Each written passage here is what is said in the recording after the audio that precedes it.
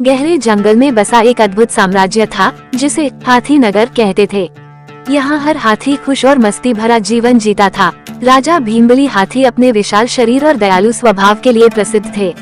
इस नगर में हर हाथी का अपना अलग व्यक्तित्व था। किसी को गाना पसंद था तो किसी को नाचना।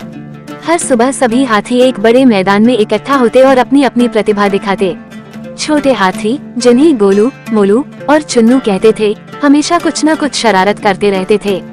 भाग 2, पहला चोरी का प्रयास। एक रात जब सभी हाथी गहरी नींद में थे, कुछ शिकारियों ने जंगल में घुसपैठ की। उनका इरादा छोटे हाथियों को पकड़कर ले जाने का था, लेकिन जैसे ही उन्होंने गोलू को पकड़ा, वह जोर से चीखने लगा। उसकी आवाज सुनकर चुन्नू और मोलू जाग गए और उन्होंने एक साथ शिकारियों पर पानी फेंक दिया। शिकारियों ने घबराकर भागने की कोशिश की, लेकिन चुन्नू ने उनकी गाड़ी की हवा निकाल दी। ये पहली चोरी की घटना थी जो नाकाम रही। भाग 3, मजेदार घटनाएं। शिकारियों के डर से राजा भीमबली ने सभी हाथियों को सतर्क रहने का आदेश दिया, लेकिन हाथी नगर में मस्ती कम नहीं हुई। एक नाचने वाले हाथियों का तमाशा। गोलू और मोलू ने मिलकर एक डांस प्रतियोगिता रखी। सभी हाथी अपनी भारी भरकम चाल के साथ नाचने लगे। राजा भीमबली खुद डांस करते करते गिर गए और सब जोर जोर से हंसने लगे। 2 गुड़ की होली। हाथियों ने गुड़ और पानी से होली खेली। पूरे नगर में चिपचिपा गुड़ फैल गया और छोटे हाथी गुड़ के कारण आपस में चिपक गए। भाग 4, दूसरी चोरी का प्रयास। शिकारियों ने इस बार नई योजना बनाई। उन्होंने एक बड़े फल के अंदर जाल छुपाया और उसे मैदान में रख दिया, लेकिन छोटे हाथियों की जगह गप्पू हाथी, जो सबसे मोटा था, उस जाल में फंस गया।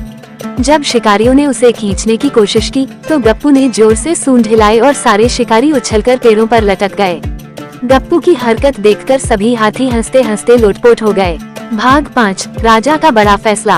राजा भीमबली ने सभी हाथियों को मिलकर योजना बनाने का आदेश दिया।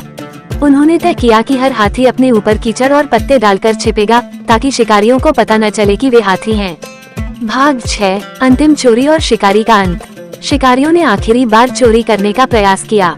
इस बार उन्होंने बड़े पिंजरे लाए, लेकिन जैसे ही वे जंगल में आए, सारे हाथियों ने मिलकर उन पर हमला कर दिया। गोलू और मोलू ने शिकारियों को कीचड़ से नहलाया, जबकि भीमबली ने उनकी गाड़ियों को अपनी सूंड से पलट दिया।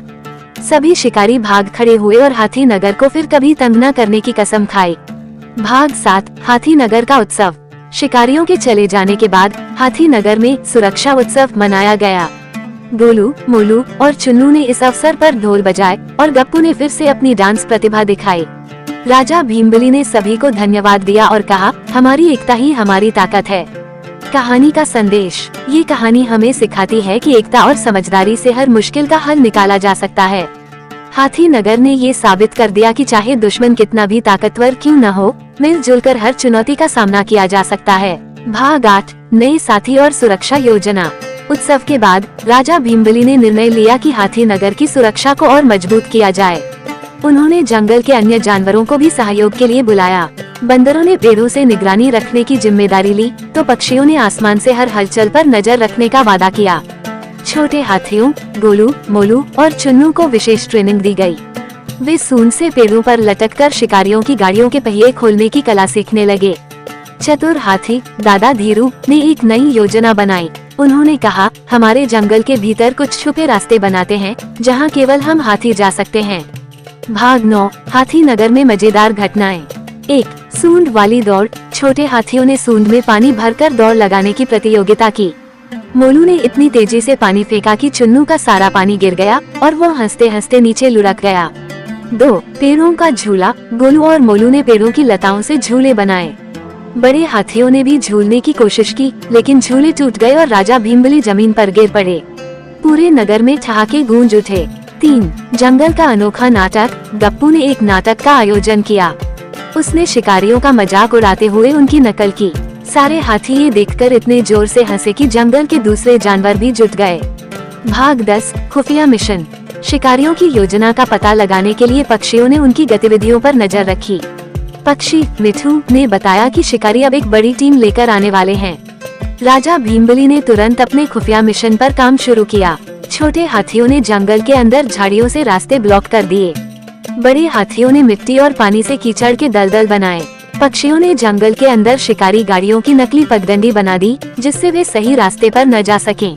भाग 11 शिकारियों की बड़ी हार। शिकारी बड़ी तैयारी से आए, लेकिन जैसे ही उन्होंने जंगल में प्रवेश किया, कीचड़ में उनकी गाड़ियां फंस गईं। छोटे हाथी गोलू और मोलू ने अपने दोस्तों के साथ मिलकर शिकारियों पर पानी की बौछार कर दी। गप्पू हाथी ने अपनी सूंड से गाड़ियों के इंजन में गुड़ भर दिया, जिससे गाड़ियां बंद हो गईं। शिकारी बुरी तरह फंस चुके थे। राजा भीमबली ने शिकारियों से कहा, ये हमारा जंगल है, अगर तुमने दोबारा ऐसा किया तो हम तुम्हें हमेशा के लिए रोक देंगे। डर के मारे शिकारी अपनी जान बचाकर भाग निकले। भाग 12 जंगल का पुनर्निर्माण। शिकारियों के जाने के बाद हाथी नगर ने जंगल को और खूबसूरत बनाने की ठानी। सभी जानवरों ने मिलकर नए पेड़ लगाए। छोटे हाथी हर सुबह इन पेड़ों को पानी देते, पक्षियों ने घोंसले बनाए और बंदरों ने झूले। हाथी नगर अब पहले से भी ज्यादा खुशहाल और सुरक्षित हो गया। भाग 13 हाथी नगर का बड़ा उत्सव।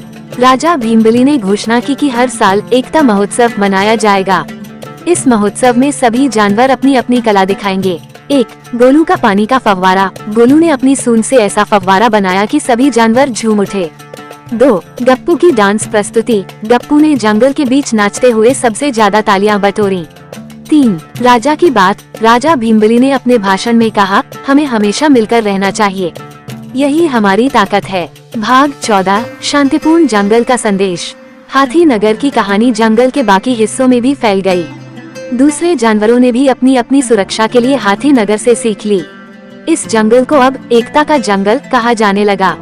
कहानी का संदेश, सुरक्षा में एकता जरूरी है, मजाक और मस्ती के साथ जिम्मेदारी निभाना भी जरूरी है।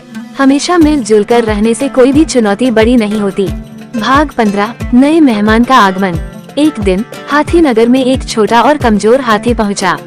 उसका नाम था छोटू। वो दूसरे जंगल से भागकर आया था क्योंकि शिकारी उसके परिवार को पकड़कर ले गए थे। छोटू बहुत डरा हुआ था और खाने के लिए तरस रहा था। राजा भीमबली ने उसे गले लगाते हुए कहा, अब तुम हमारे परिवार का हिस्सा हो। गोलू, मोलू और चुन्नू ने उसे अपना दोस्त बना लिया। उन्होंने छोटू को सिखाया कि कैसे अपनी सूंड का इस्तेमाल करते हैं और कैसे मुश्किल परिस्थितियों में खुद को बचाते हैं। भाग 16 छोटू की हिम्मत। छोटू धीरे धीरे हाथी नगर के जीवन में ढल गया। एक दिन जब वो जंगल में खेल रहा था, उसने देखा कि कुछ शिकारी फिर से जंगल में आए हैं। इस बार उनके पास जाल और हथियार दोनों थे। छोटू ने हिम्मत दिखाते हुए तुरंत राजा भीमबली को इसकी सूचना दी। भाग 17 हाथी नगर की सबसे बड़ी योजना। राजा भीमबली ने इस बार सभी जानवरों के साथ मिलकर सबसे बड़ी योजना बनाई। 1 छोटू की मदद। छोटू को शिकारी के जाल की जगह एक नकली रास्ता दिखाने का काम दिया गया। 2 गोलू और मोलू की सूंड चालाकी। दोनों ने जंगल में झाड़ियों और पत्तों से शिकारी के जाल ढक दिए। 3 पक्षियों की रणनीति। पक्षियों ने शिकारी की गाड़ियों के ऊपर सूखे पत्ते गिराकर उन्हें पूरी तरह ढक दिया। 4 बंदरों की चतुराई। बंदरों ने शिकारियों के जालों को उलझा दिया। भाग 18 अंतिम संघर्ष। जब शिकारी हाथी पकड़ने आए तो उन्होंने देखा कि जंगल में सब शांत था। उन्होंने जैसे ही जाल बिछाने की कोशिश की, छोटू ने जोर से चीख मारी। गोलू, मोलू और चुन्नू ने अपनी सूंड से पानी फेंककर शिकारी को भिगो दिया। गप्पू हाथी ने शिकारी की गाड़ियों को पलट दिया। शिकारियों को भागने का कोई रास्ता नहीं मिला। तभी राजा भीमबली और दूसरे बड़े हाथियों ने शिकारियों को घेर लिया। राजा ने गुस्से में कहा, ये जंगल हमारा घर है, अगर तुमने फिर से यहाँ कदम रखा तो तुम्हें इसका अंजाम भुगतना पड़ेगा। भाग 19 शिकारियों का सुधार। हाथियों ने शिकारियों को जंगल के बाहर छोड़ दिया, लेकिन इस शर्त पर कि वे कभी जंगल में शिकार करने नहीं आएंगे। शिकारियों ने वादा किया कि वे अब जानवरों को नुकसान नहीं पहुंचाएंगे और वन संरक्षण के लिए काम करेंगे। भाग 20 छोटू की नई पहचान। छोटू की बहादुरी के लिए राजा भीमबली ने उसे हाथी नगर का नायक घोषित किया। उसने साबित कर दिया था कि आकार से ज्यादा हिम्मत और समझदारी मायने रखती है। भाग 21 हाथी नगर की नई शुरुआत। अब हाथी नगर में हर दिन मस्ती और खेल का माहौल रहता था। छोटे हाथियों के लिए विशेष सुरक्षा प्रशिक्षण शुरू किया गया। बंदरों और पक्षियों ने भी इसमें हिस्सा लिया। भाग 22 जंगल का संदेश दूर दूर तक। हाथी नगर की कहानी अब केवल जंगल तक सीमित नहीं रही। दूसरे जंगलों के जानवर भी हाथी नगर से प्रेरणा लेने लगे। राजा भीमबली और उनके दोस्तों ने एक नई परंपरा शुरू की, जिसमें हर साल जंगलों के राजा और जानवर इकट्ठा होकर जंगल सुरक्षा सम्मेलन आयोजित करते थे। भाग 23 सद्भाव और शांति का संदेश। हाथी नगर ने ये साबित कर दिया कि मस्ती, दोस्ती और एकता से बड़ी समस्या का समाधान किया जा सकता है। छोटू और उसके दोस्तों ने सिखाया कि अगर सभी मिलकर काम करें तो कोई भी शिकारी उनका नुकसान नहीं कर सकता। कहानी का समापन। हाथी नगर एक ऐसा स्थान बन गया जहां हर जानवर सुरक्षित, खुश और मस्ती भरा जीवन जीता था। ये कहानी हमें सिखाती है कि हिम्मत, एकता और समझदारी से हर समस्या को हराया जा सकता है।